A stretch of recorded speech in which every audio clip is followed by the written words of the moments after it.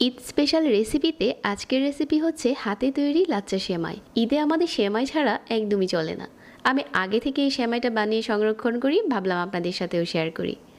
সেমাই বানানোর জন্য 4 কাপ নিয়ে নিচ্ছি। মেজারমেন্ট কাপ দিয়ে মেপে ময়দা, এখানে আটা নেওয়া যাবে না, ময়দাই নিতে হবে। 2 টেবিল চামচ চিনি। ময়দা আর চিনিটা খুব ভালো করে মিশিয়ে নিচ্ছি একসাথে করে। তারপর এখানে প্রথমে আমি 1 কাপ পানি দিয়েছি, সাথে আমি আরও অল্প একটু পানি নিয়েছি, যদি দরকার হয় তাহলে দিয়ে দেব। পানিটা যদি আরও বেশি একসাথে করে দিয়ে দেন তাহলে কিন্তু ডোটা নরম হয়ে যাবে, এটা দেখে দিতে হবে। এখন যতটা সম্ভব সফট করে মাখিয়ে নিতে হবে। আমি এখানে প্রায় 5 মিনিটের মতো সফট করে মাখিয়ে নিয়েছি। তারপর এইখান থেকে ছোট ছোট ডো নিয়ে নিচ্ছি। যে কয়টা সেমাই তৈরি করবেন ওরকম করে ডোগুলো নিয়ে নিতে হবে। আমি এখানে 4 কাপ ময়দা দিয়ে প্রায় 6টার মতো বানিয়ে নিচ্ছি। এখন এই ডোগুলোকে হাত দিয়ে এরকম করে ঘুরিয়ে নিচ্ছি, খুব মসৃণ করে ডোগুলো বানিয়ে নিচ্ছি। এগুলো এখন হচ্ছে রেস্টে দিয়ে দিচ্ছি প্রায় 10 মিনিটের জন্য। 10 মিনিট পর প্রতিটা ডো হচ্ছে এরকম সফট হয়েছে।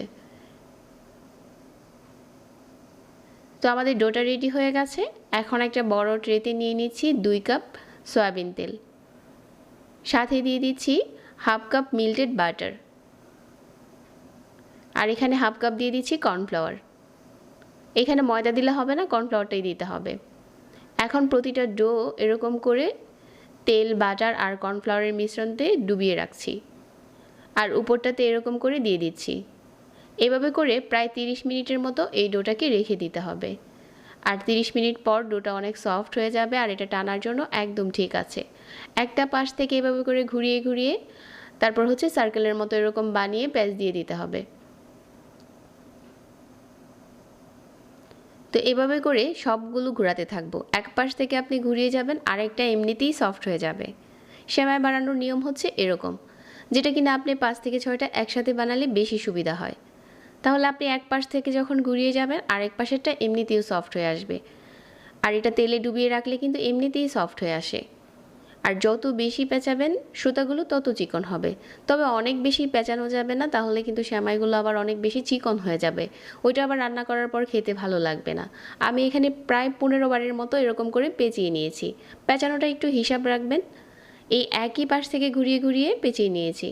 একটা এরকম পেঁচিয়ে রেখে দিয়ে আবারও পেঁচিয়ে নিচ্ছি। প্রায় আমি এখানে 15 বারের মতো পেঁচিয়ে নিয়েছি। এখন দেখতে এরকম হয়েছে, একদম চিকন সুতার মতো। এখন মিডিয়াম আঁচে তেল গরম করে গরম তেলের উপরে দিয়ে এরকম কাঁটা চামচ দিয়ে নাড়িয়ে দিচ্ছি। আর উপরটা দেখা যাচ্ছে যে কতটা সুতার মতো হয়েছে। দুটো পাশ উল্টে পাল্টে ভেজে নিয়েছি। সেমাইগুলো ভাজতেও অনেক ইজি। তো সবগুলো সেমাই আমি একইভাবে ভেজে নিচ্ছি। আর এটা এত বেশি ভালো লাগে বানাতে যে আপনি এটা ভাজার পর দেখতে অনেক সুন্দর হয়।